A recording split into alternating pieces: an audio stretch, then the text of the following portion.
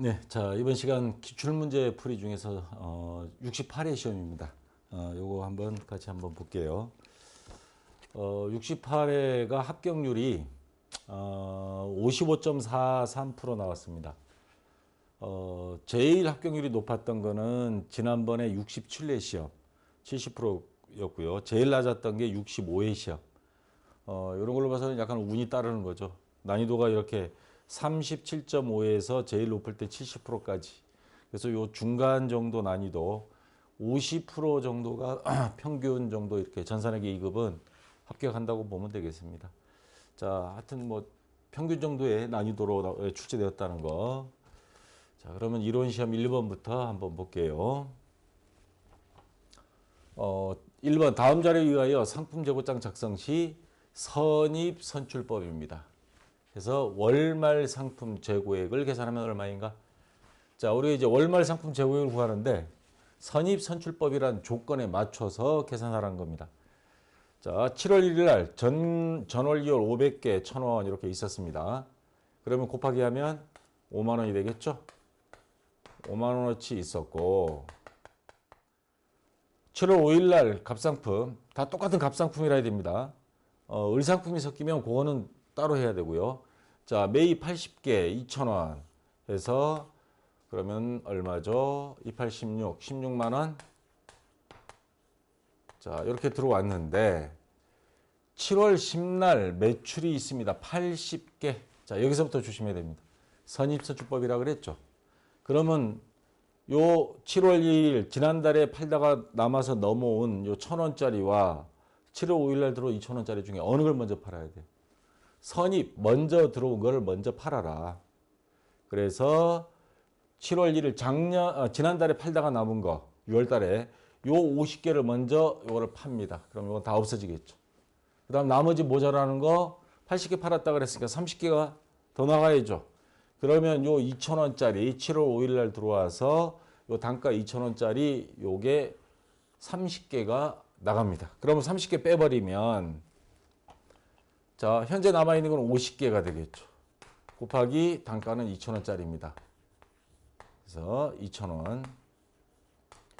그러면 남아있는 건 10만 원어치 남아있습니다. 자, 그 다음 7월 22일 갑상품 다시 30개를 매입했어요. 곱하기 1,000원씩. 그러면 3만 원이 되겠죠. 그럼 60만 원, 남은 거 10만 원에다가 3만 원 더하면 총 합계는 13만 원 3번이 되겠습니다. 복잡한 것 같은데 선입선출법이라는 것만 잘 생각해서 요거 먼저 팔고 나머지 모자라는 거 30개는 2,000원짜리에서 팔고 그것만 잘 점검하면 계산하는데 그렇게 복잡한 거는 없습니다. 3번이 정답이 되겠고요. 자, 다음 2번 문제.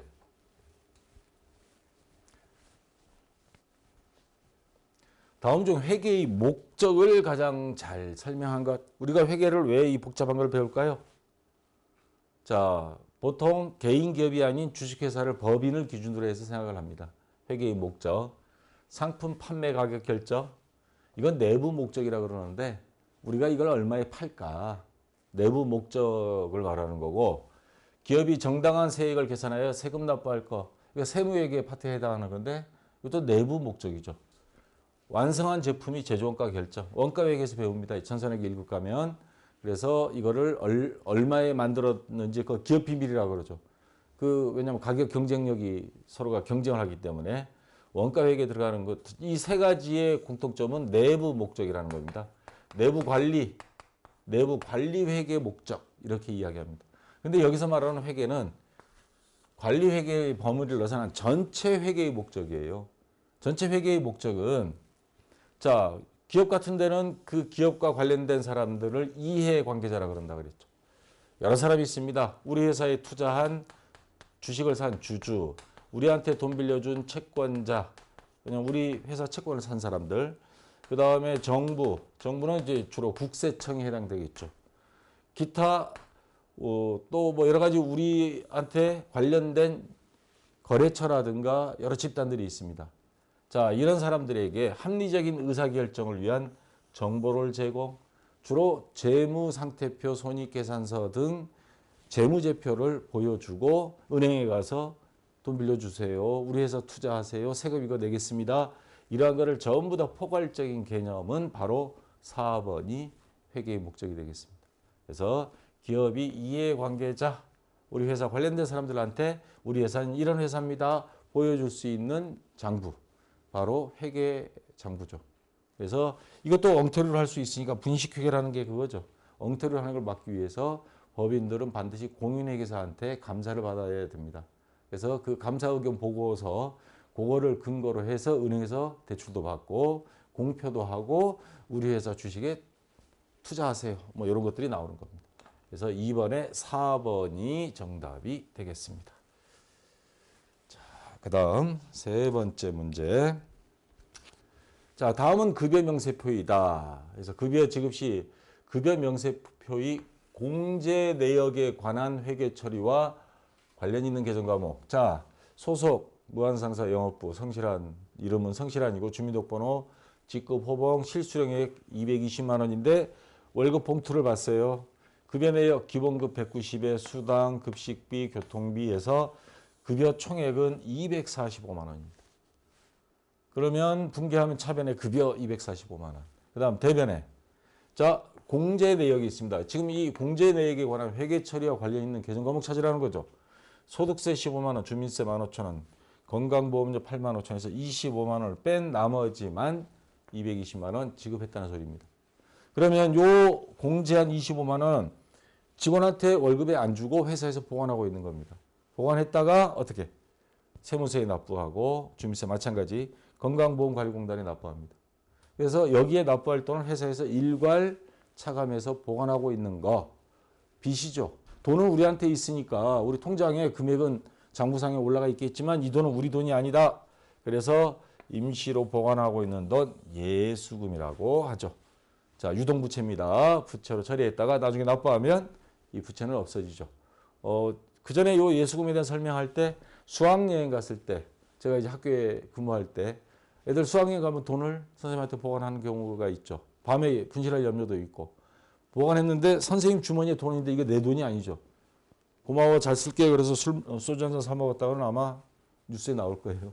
자, 그때 선생님 주머니 돈은 내 주머니에 있지만 내 돈이 아닌 애들한테 돌려줘야 될 돈. 그게 바로 예수금 성격이다. 지난번에 설명한 적이 있습니다. 자, 그래서 1번이 정답이고요. 4번 문제.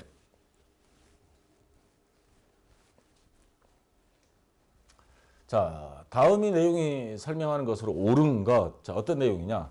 자산부채 자본이 증감하는 거래에 있어 차변에 발생한 거래는 반드시 대변에도 같은 금액의 거래가 발생하여 이중으로 기입하게 된다.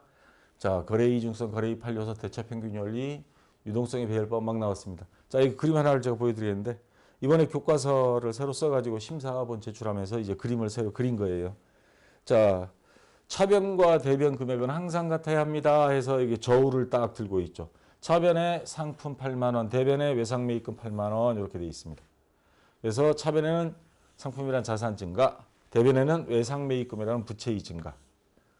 상품을 외상으로 매입한 경우에 이제 해당되는데, 자, 양쪽 다 8만 원, 8만 원. 금액이 똑같아야 된다. 거래의 이중성입니다.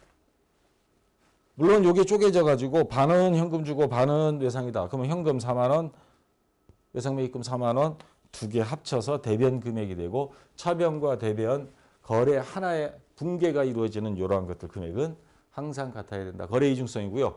이게 하루치 또는 1년치 전체 합계가 같아야 된다. 모든 거래가 이렇게 차변 대변액이 똑같으면 그 전체 합계액도 같아야 되겠죠.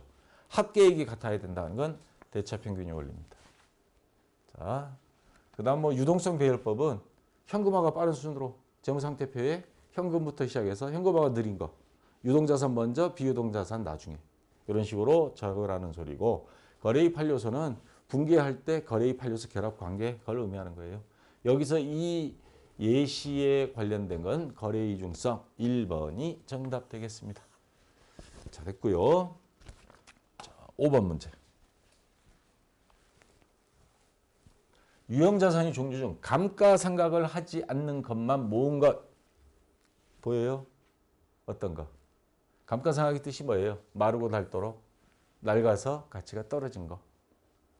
자, 건물 맞죠? 이거 낡아서 못 쓰게 되면 차량도 뭐 한 7, 8년 타면 똥차 그러잖아요. 그만큼 가치가 떨어졌다는 소리죠. 건물 마찬가지고 구축물이라는 거는 제가 LG 디스플레이 같은 데 가보니까 공장 안에 도로도 있고요. 그 다음에 뭐 여러 가지 시설들이 많이 돼 있어요. 그 다음에 또 구축물 대표적인 것들이 부두 있죠. 공항. 그런 것들을 다 구축물이라고 합니다. 그 아스팔트 깔아놓은 거. 그건 건물이라고 볼 수는 없잖아요. 뭐 전봇대 같은 거. 자, 이런 것들도 다 낡아버리죠. 근데 토지는 감가상각은 안 되죠. 땅 낡아서 못 쓰게 됐다. 버리자. 뭐 이런 소리는 없으니까. 그래서 1번은 요 건물이 있어서 안 되고, 자, 토지는 감가상각이 안 된다 그랬으니까. 근데 요거 건설 중인 자산. 건물을 이제 짓고 있어요. 건물 완성이 되지도 않았는데 낡았다라고 할 수는 없죠. 일단 완성이 된 시점부터 감가상각이 진행이 되는, 다시 말해서 완성이 돼야 건물이 되고, 건물이라는 개정 과목이 만들어져야 그때부터 감가상각이 시작되는 겁니다. 그래서 건설 중인 자산은 요거는 감가상각 대상 자산이 아니니까 감가상각을 하지 않은 것만 모은 것. 그래서 2번이 정답이 되겠습니다. 자, 그 다음 6번 문제.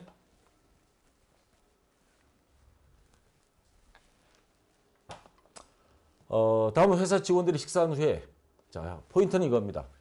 회사 직원들의 식사. 근데 그거를 회사 법인카드로 지급했습니다. 받은 신용카드 매출 전표이 다 쭉 있습니다. 이 전표를 회계 처리할 때 차변에 기재할 계정 과목으로 오른 것. 뭐 대변까지 다 해버렸죠 뭐. 자, 금액 5만 원인데 세금 5만 원 포함해서 5만 5천 원입니다. 그러면 직원들한테 해준 거 복리에 해당되는 복리후생비죠. 차변에 복리후생비가 되는 겁니다. 자, 여기서는 일단 두 개 금액을 합치면 5만 5천 원 되는 거고, 그 다음 대변에 카드를 사용했기 때문에 아직 돈을 회사에서 나간 건 아니죠. 나중에 카드 결제할 때, 물론 체크카드면 바로 지급이 돼버리지만, 자, 여기서는 미지급금 뭐 이렇게 해두면 되겠죠. 5만 5천. 거래처는 뭐 국민 마스터카드 이렇게 적으면 되고요. 자, 여기서는 차변만 찾으라 그랬으니까 복리후생비 이렇게 하겠습니다. 자, 됐고요. 7번 문제. 다음 중 거래에 대한 분계가 올바른 것. 자, 분량이 많아서 3, 4번은 뒤로 뺐습니다. 상장회사인 광주 상사의 주식을 단기 매매 차익, 단기간입니다. 단기 매매 차익 목적으로 50만 원에 매입하고, 그러면 단기 매매 증권이죠. 자, 근데 매입 수수료가 5만 원이 있습니다. 그래서 한꺼번에 현금으로 지급하겠다. 그럼 대변에 현금 55만 원, 이거 맞았어요. 차변이 지금 뭔가 하나 빠졌죠. 회계에서는 모든 자산을 구입할 때 들어간 비용은 다 자산에 포함하는 게 원칙인데, 단 딱 한 가지 예외가 있습니다. 바로 단기 매매 증권에서 수수료는 별도로 해라 해서 기업회계 기준이 한 몇 년 전에 변동이 됐어요. 바뀌었어요. 그래서 이게 지금 분기가 틀렸습니다. 55만 원이 아니고요. 요거는 50만 원 하고, 여기에 수수료 비용이 별도로 5만 원은 적어야 됩니다. 이렇게 해야 정답이 되는 거예요. 그래서 1번은 틀렸고요. 자, 2번 문제. 부산 상사에서 차입한 단기 차입금 50만 원이 만기가 되어 이자 5만 원과 함께 현금으로 지급하였다. 돈 빌렸다가 이자와 함께 갚았다는 소리죠. 그러면 현금 55만 원 이건 맞고요. 차변에, 자, 단기 차입금 50만 원 맞죠? 그 다음에 이자 5만 원과 함께 이자 비용 5만 원. 그래서 2번은 정답이 되겠죠. 자, A까지는 이상이 없고, 그래서 일단 여기서 정답은 나왔고, 3번 문제. 자, 3번, 4번은 그러면 정답이 아니라는 소리인데 뭐가 틀렸나 한번 볼까요? 전주 상사의 상품 50만 원을 외상으로 매출, 그러니까 매출 또는 상품 매출 뭐 다 맞는 거죠. 운반비 5만 원을 당점이 현금으로 지급했다. 자, 근데 이건 문제가 지금 맞게 나왔죠. 지금 요거 내가 잘못 넣었네요. 요게 여기 있네요, 문제. 예, 여기에. 매출 50만 원, 그리고 외상으로 매출하고 하니까 외상 매출금, 그리고 운반비 5만 원 당점이 현금으로 지급하였다. 그럼 매출 50만 원, 여기 현금 일로 와서 현금 5만 원. 요건 맞습니다. 지금 제가 이제 이쪽에다 잘못 놨어요. 근데 왜 3번이 틀렸냐? 지금 상품은 50만 원이에요. 그럼 외상 매출금 이게 50만 원이 돼야 됩니다. 근데 요 운반비 5만 원, 판매할 때 운반비는 별도로 비용으로 기재합니다. 그래서 요 외상 매출금 55만 원을 50만 원으로 수정하고 요 자리에 운반비 5만 원이 이렇게 들어가야 맞는 거예요. 매입할 때는 포함하고요. 판매할 때는 운반비는 별도입니다. 판매할 때는 매입할 때만 포함한다는 거. 그래서 3번이 틀렸고요. 4번. 대구 상사에 상품 500만 원을 주문하고 계약금 50만 원을 현금으로 지급하였다. 자, 계약금에 대한 것만 적으면 됩니다. 현금 줬으니까 대변에 현금 50만 원. 계약금을 지급한 거면 선급금이죠. 선지급한 돈. 근데 선수금이라고 돼 있어요. 요게 잘못이죠. 그래서 4번이 이래서 틀린 겁니다. 자, 그래서 정답은 2번이었고요. 8번 문제.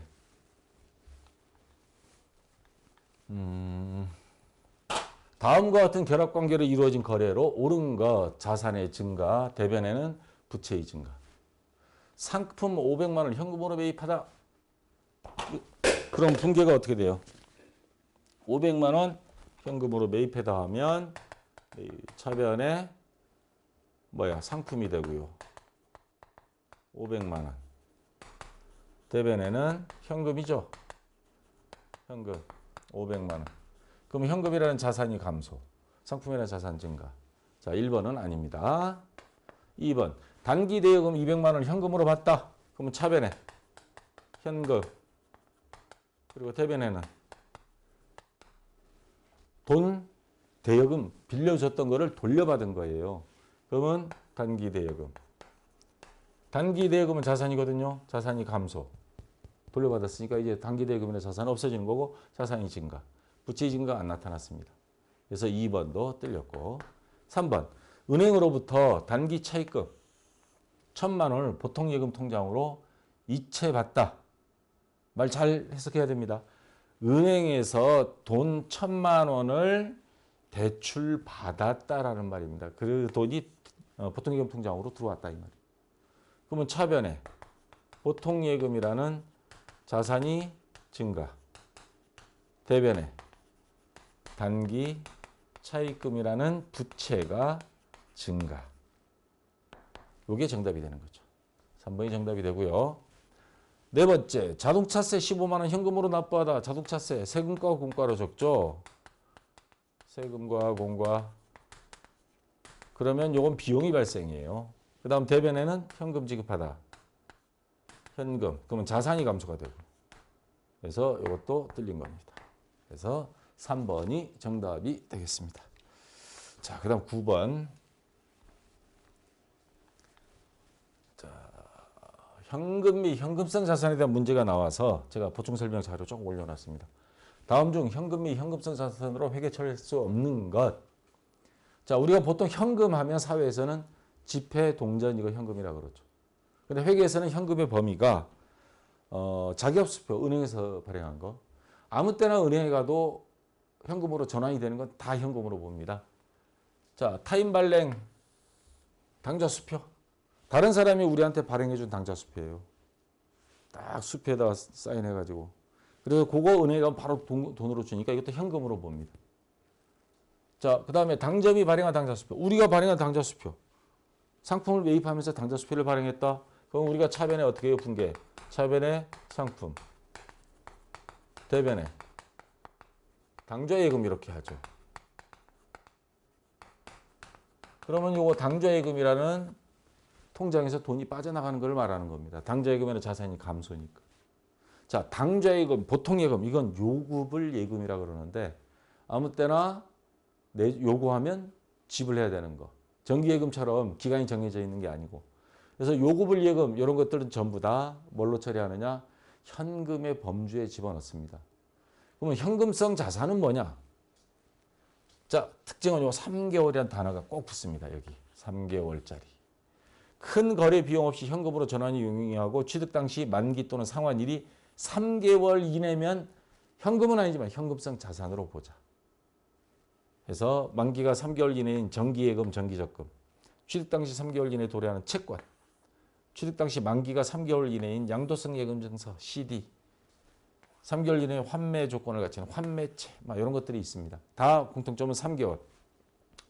자, 근데 왜 이렇게 복잡하게 다루느냐? 지금 우리가 평상시에 분기할 때는 현금, 요건 현금으로 분기하고요. 요거는 당좌예금, 그 다음에 보통예금, 다 계정 과목은 따로 합니다.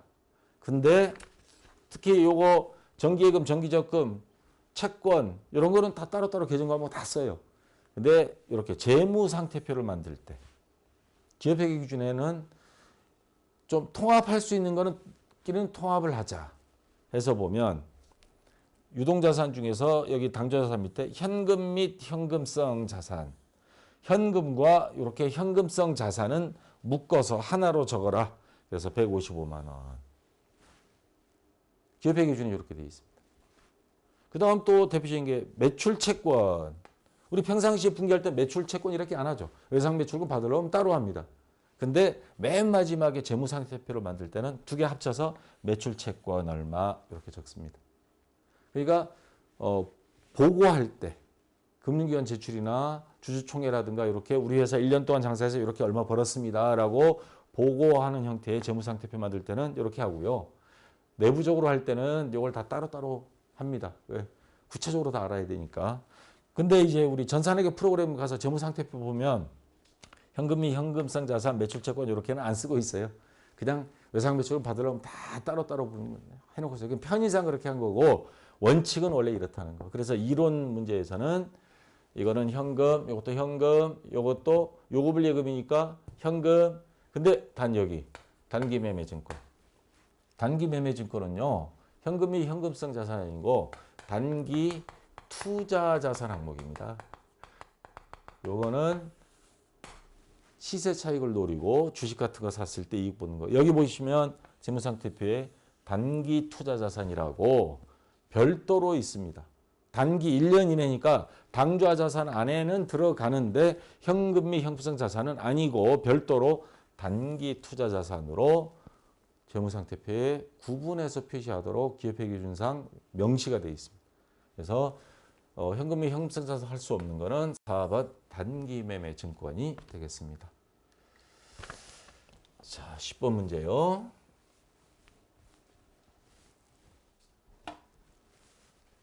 다음 중 세금과 공과금 계정으로 회계 처리할 수 있는 것.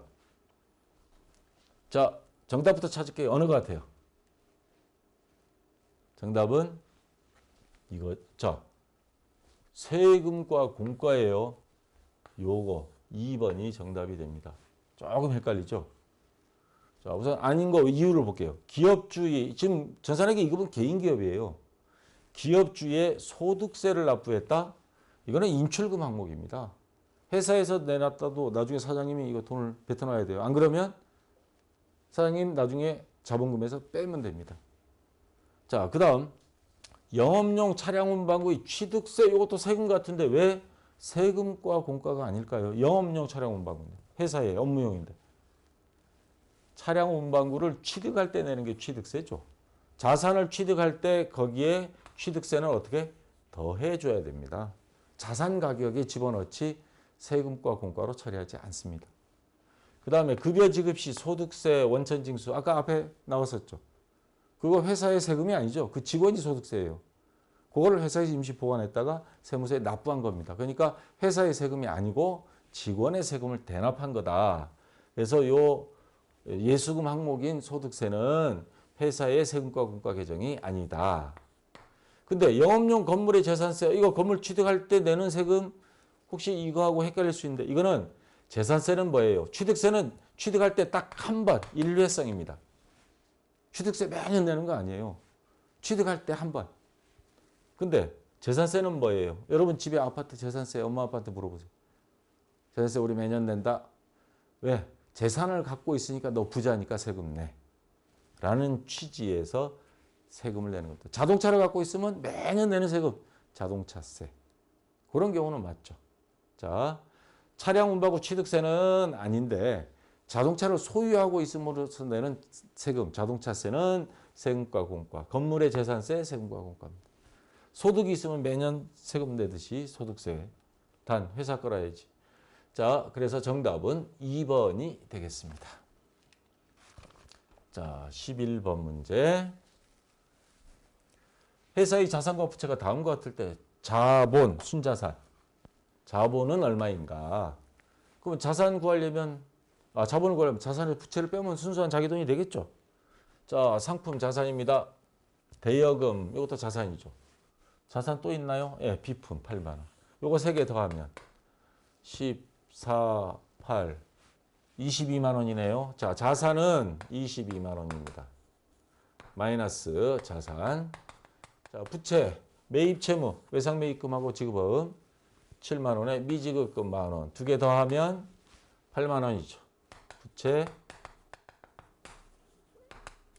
8만 원 하면 얼마예요? 14만 원.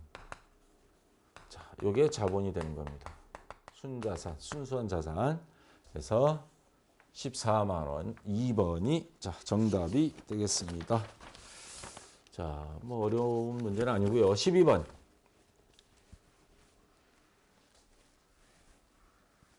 상품 매매업을 영위하는 부산 상사의 영업이익. 자, 영업이익에 대한 개념이 확실히 서야죠. 자, 회사가 이익 생기는 거는 일단 팔아서 뭐예요? 순매출액이죠. 이게 가장 크죠. 순매출액. 여기에서 뭐를 빼죠? 이 원가를 빼야죠. 바로 매출 원가. 그러면 나오는 게 매출 총이익입니다. 1년이면 1년 동안 물건 팔아서 생긴 총이익. 여기에서 그 다음 또 뺄 거 있죠. 식당이다. 1년 동안 총 매상. 근데 거기에 들어간 재료비. 재료비만 뺀 겁니다. 재료비. 근데 여기서 이제 또 빼야 될 것들이 있죠. 판매비와 관리비. 판매하는 데 들어간 비용과 관리 비용. 식당에서 음식을 만들어서 팔려면 전기세 들어가죠. 기타 집세 들어가죠. 또 여러 가지 뭐 세금도 들어가고 그다음 관리비. 직원들 월급 들어가죠. 이런 것들 다 빼고. 그리고 나오면 자, 뭐예요? 영업이익입니다. 순수한 영업. 근데 영업과 무관한 이익과 영업과 무관한 비용이 있어요. 그래서 여기다가 영업의 수익은 더하고 그 다음에 영업의 비용은 뺍니다. 대표적인 게 영업과 무관한 이자 수익. 은행에 돈 넣어놨더니 이자가 붙었다. 요거는 반대로 대출받은 거 이자 비용. 그 다음에 기부금 냈다. 요런 것들. 요런 것들은 영업의 비용에 해당되고. 이거에서 다 빼고 나면 남는 게 자, 소득세 차감전 순이익. 그 다음 소득세 빼면 당기순이익이 되는 거죠. 자, 순매출액 12만 원. 여기서 그 다음 매출원가 5만 5천 원. 빼면요. 얼마죠 이게? 계산한 거. 6만 5천 원? 네. 매출 총이익은 6만 5천 원입니다. 판매비와 관리비를 찾아야 됩니다. 급여, 판매비와 관리비 맞습니다. 만 원. 임차료, 집세, 판매비와 관리비 맞고요. 근데 이자 비용, 이거는 아까 뭐라 그랬어요? 영업 외 비용이라고 그랬습니다. 판매비와 관리비가 아닙니다. 기부금도 아니에요. 이건 영업과 무관한 거예요. 직접적으로 영업과 관련 있는 거는 급여와 임차료.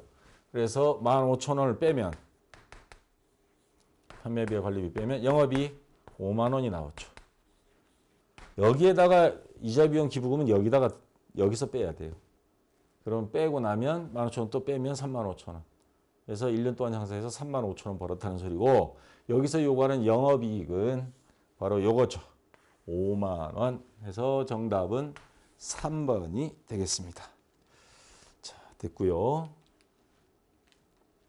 왜 안 넘어가니? 자, 13번. 요거 평상시 안 나오던 문제가 하나 나왔어요. 그래서 제가 밑에 그림 하나를 또 보충 설명하려고 넣었는데 이번 교과서에 새로 편집해서 넣은 겁니다. 자, 다음 중 결산 마감 시 가장 먼저 마감되는 계정. 자, 보통 우리 1년을 주기로 본다면 거래가 생기면 이거를 계속 붕괴하고 각 계정에 전기해서 요게 계속 반복됩니다. 365일. 그러다가 이제 마감하는 결산시가 됐어요. 그럼 12월 31일 되면 결산 정리 전 시사표를 만듭니다. 지금까지 장부 전기한 게 혹시 이게 맞았나 틀렸나 확인하는 과정이에요. 그래서 어느 정도는 여기서 검토가 됩니다. 그래서 틀린 거 있으면 붕괴 또 찾아보고 잘못된 거 찾아서 수정한 다음에 자, 결산 정리 붕괴 및 그 정산표 작성하고 우리 전산회계에서 없습니다. 바로 시산표. 그래서 결산 정리사항 우리 제일 마지막 문제에 나오죠. 자, 수익 비용 이연 및 예상, 감가상각, 대손충당금 설정, 자 이런 거 다 합니다. 그리고 나서 장부를 마감 들어가는데 마감하는 것도 순서가 있습니다. 재무상태표하고 손익계산서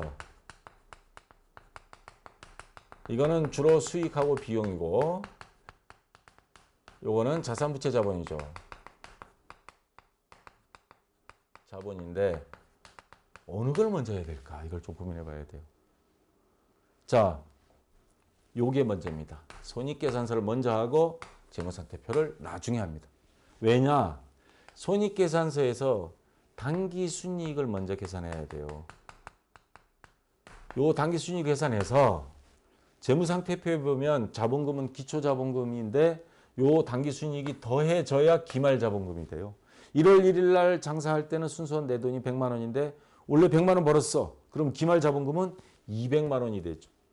그거를 표시하기 위해서 원래 얼마 벌었는지는 손익계산서에서 먼저 계산합니다. 계산해서 요게 재무상태표 자본계정으로 보내줘야 되는 과정이 들어가야 돼요. 그렇기 때문에 손익계산서 수익도 항목을 먼저 해줘야 됩니다. 그래서 여기서 보면 요거는 재무상태표, 요거는 손익계산서죠. 수익과 비용을 먼저 해서 여기서 생긴 이익을 여기다 더해주고 그리고 나서야 요게 다 마감이 될 수 있어요. 그래서 자 4번이 정답이 되고 여기 해설에 보면 세무사회에서 해설 그걸 그대로 올려놨는데 수익과 비용은 매년 1년 딱 하면 그걸로 끝이에요. 일본말로 시마이. 근데 자산부채 자본 항목은 내년에도 계속 넘어가요. 그걸 차기 2월이라고 그러죠. 그래서 이걸 임시계정이라 그럽니다. 다른 말로는 임시계정이라 하는데 어쨌든 1년 시한을 두고 사는 임시계정인데 어쨌거나 여기서 당기순이 생긴 걸 일로 넘기고 그래야 이 장부가 마감이 된다. 그래서 다 끝나면 제표 작성하고 그다음 내년 1월 1일부터 또 이렇게 시작되는 거죠. 결산 순서가. 자, 그래서 이런 문제는 지금까지 내가 보기에는 처음 나왔어요. 결산 마감 순서, 재무상태표 손익계산서 어느 게 먼저냐 따지는 문제.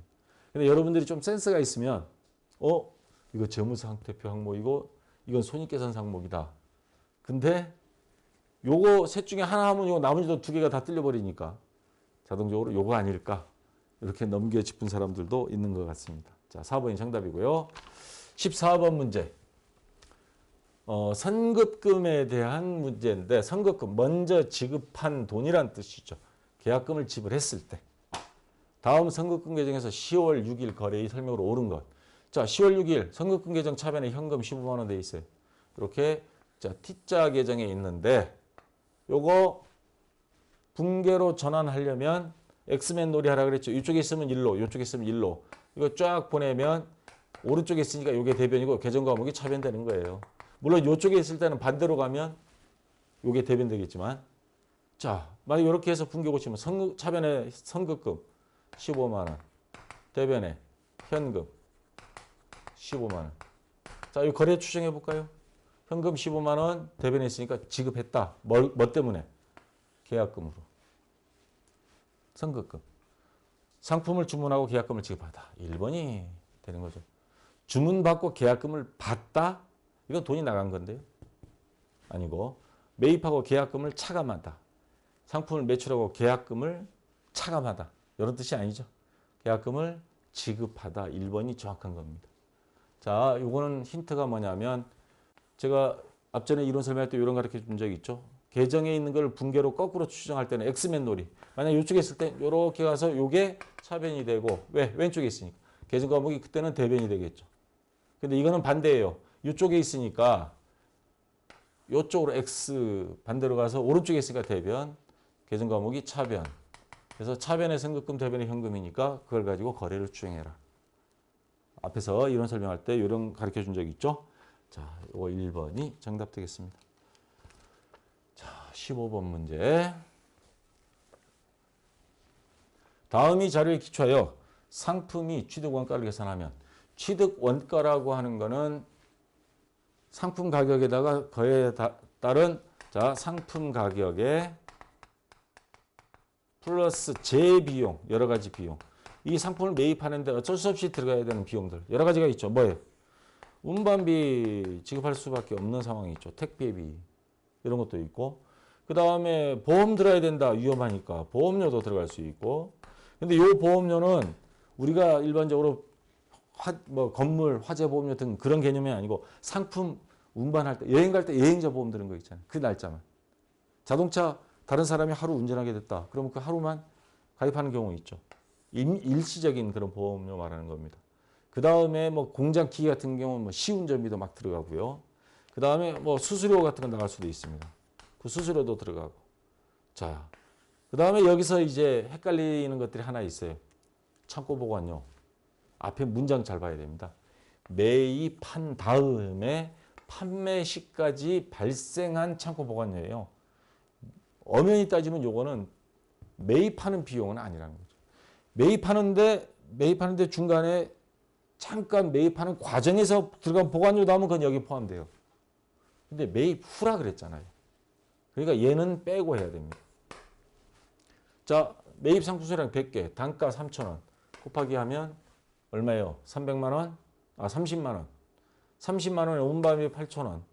매입 수수료 2,000원 더 해야죠. 만 원 그러면 더하면 31만 원. 예. 요거를 넣나 안 넣나 함정 파놓고 심사위원들이 딱 기다리는 문제예요. 자, 매입 후에 하는 거니까 이거는 그냥 관리비에 들어갑니다. 보관료라는 관리비로 별도로 비용으로 처리해야 됩니다. 자, 그래서 3번이 예, 정답이 됐고, 자, 다 됐네요. 자, 수고했고요. 좀 쉬었다가 프로그램 요거 68회 여러분도 프로그램 설치하시고 실무 시험 같이 한번 1번부터 해보도록 하겠습니다. 자, 수고했습니다.